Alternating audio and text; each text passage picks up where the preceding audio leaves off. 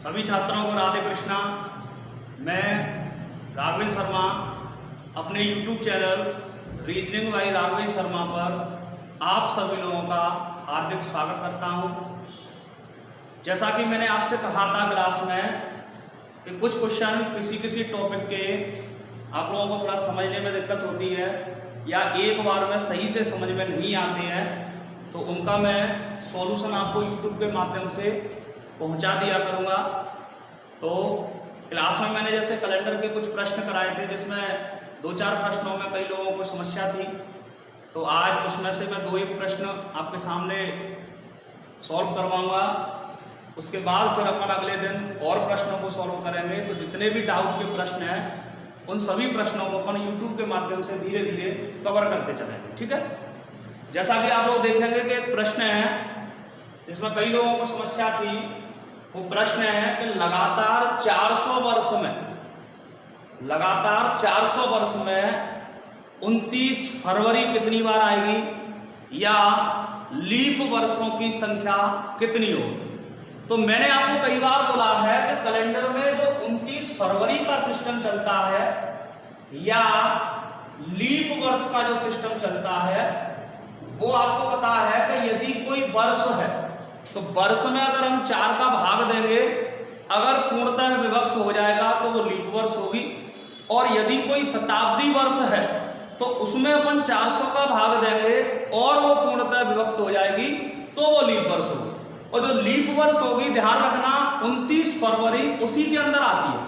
बाकी सबके अंदर कैसी होगी, 28 फरवरी। यानी जहां पर भी लीप का जिक्र होगा वहां 29 फरवरी आएगी, और जहां पर लीप का जिक्र नहीं होगा, साधारण का जिक्र होगा, वहां केवल और केवल 28 फरवरी रहेगी। क्लियर है यहाँ पे। तो आप लोग देखेंगे कि भाई लगातार 400 वर्षों की बात कर रहा है, तो 400 वर्ष में आप लोग देखेंगे कि 400 वर्ष में आपकी जो 1 से लेके 100 तक वर्ष है, 101 से लेके 200 तक वर्ष है, 201 से लेकर 300 तक वर्ष है, और 301 से लेकर 400 तक वर्ष है। तो मैं यहाँ पर बात करता हूं कि यहाँ पर जो लीप वर्ष है या साधारण वर्ष है वो कितनी।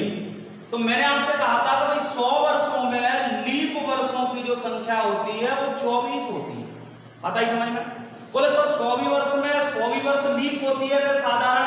तो ये 100, 200, 300 और 400 ये शताब्दी वर्ष है। तो 400 से पूर्णतः नहीं कट रही, तो 400 से पूर्णतः नहीं कट रही, तो यहाँ पर इनको अपन साधारण मान के चलते हैं। लेकिन जो 400 वाली वर्ष होती है वो हमारी 400 से कट जाती है, तो उसको अपन क्या मान के चलते हैं, लीप मान के चलते हैं, ठीक है। मैंने ये भी आपको बताया था लॉजिक कि भाई ये 100वीं वर्ष जो है वो लीप क्यों नहीं है, जहां पर गलती को सुधारा गया है, ये सारी चीजें मैं कंफर्म करके बता चुका हूं। तो आप लोग देखेंगे कि इन 100 वर्ष में लीप वर्ष 24 है, इन 100 वर्ष में भी लीप वर्ष 24 है, इन 100 वर्ष में भी लीप वर्ष 24 है। लेकिन ये वाली जो 100 वर्ष है उनमें जो लीप वर्ष की संख्या है वो कितनी हो जाती है, 25 हो जाती है। तो लगातार 400 वर्ष की जब बात आएगी कि लगातार 400 वर्ष में लीप वर्ष जो होंगी वो कितनी होंगी, तो ध्यान रखना कि यहाँ पर अपन सब इनको जोड़ेंगे, 24 की 72, 72 और 25 कितना हो जाएगा, 57।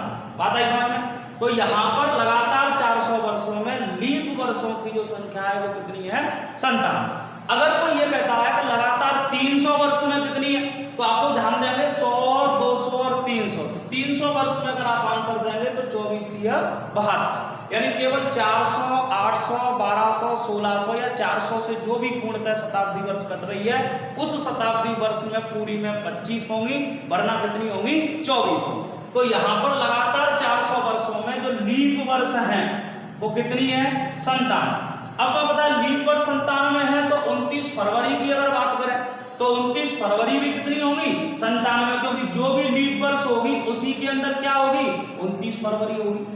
बात क्लियर है कि नहीं। तो यहाँ पर 29 फरवरी भी कितनी आएंगी, 57।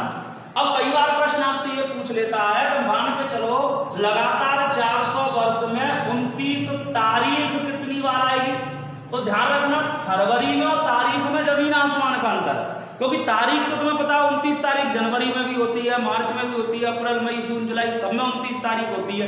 तो अगर ये 29 तारीख की बात करेगा तो आप लोगों को पता है कि लगातार 400 वर्ष में अगर 97 लीप वर्ष हैं तो भाई साधारण वर्ष कितनी होंगी?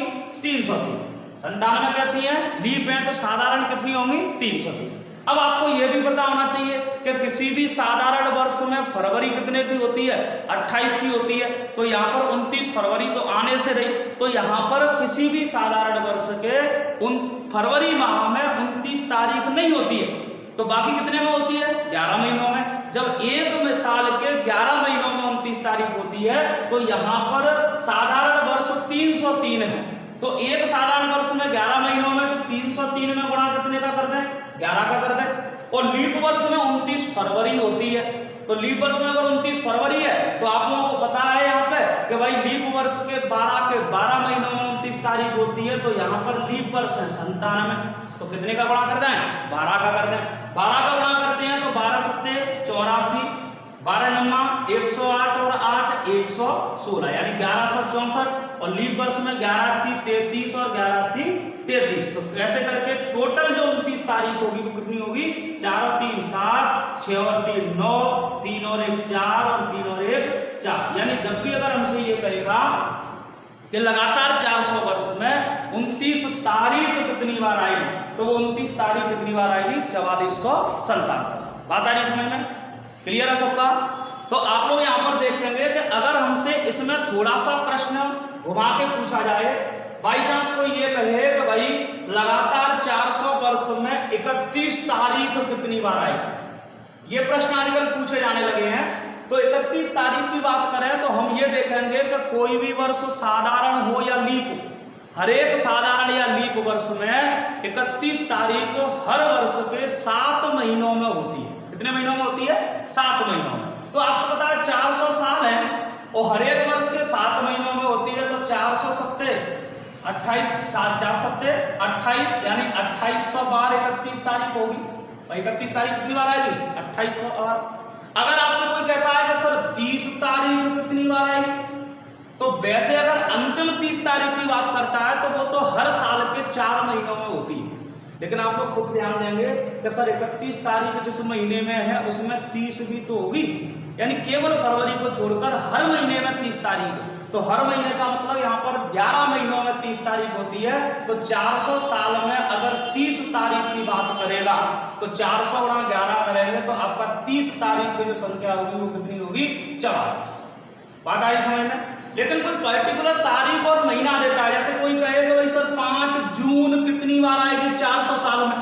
5 जून कहता, तो 5 जून आप ध्यान रखेंगे कि 5 जून तो साल में एक ही बार आती है, क्योंकि जून महीना एक बार है और उसमें 5 तारीख भी एक बार है। अब वो चाहे साधारण हो और चाहे वो लीप हो। तो आप लोग ध्यान रखेंगे कि अगर ऐसे कोई तारीख देता है तो एक साल में एक बार है, तो 400 साल में कितनी बार होगी? 400 गुणा 1 यानी 400 बार।